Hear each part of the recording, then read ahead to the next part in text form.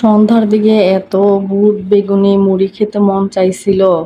দোকানে গেলাম, বেগুনি নাই, বুটও নাই। আরিবাও এদিকে বেগুনি খাবে বলতেছিল সন্ধ্যায়, কি আর করার, মন যেহেতু এত চাইছে তো বাসায় এসে তোড়জোড় শুরু করে দিলাম মেয়ের জন্য আর আমার জন্য। এই তো বুট ওখানে বাগারে দিয়ে দিয়েছি, আর এদিকে সালাদ কেটে নিলাম। ঘরে বেগুন ছিল, বেসন ছিল, বেগুনি ঝটপট করে বানিয়ে নিলাম। এখানে সব কিছুই একদম কাটাকুটি করে রেডি করে নিয়ে তারপরে দিলাম। আধা ঘন্টার মধ্যেই সব অবশ্য হয়ে গিয়েছে। আর বাইরে এতদিন গরমের পর একটু ঝুপঝুপ করে বৃষ্টি হচ্ছিল, তো পরিবেশটাও বুটমুড়ি খাওয়ার।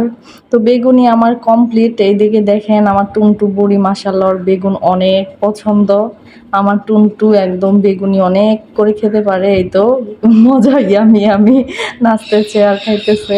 যাই হোক, পেঁয়াজু না হলে কি আর জমে? তো ওই বেসন দিয়ে একটু পেঁয়াজ বেশি করে দিয়ে পেঁয়াজু বানানোর চেষ্টা। এখন কে আর ডাল ভিজবে কতক্ষণে, খাবো ততক্ষণে।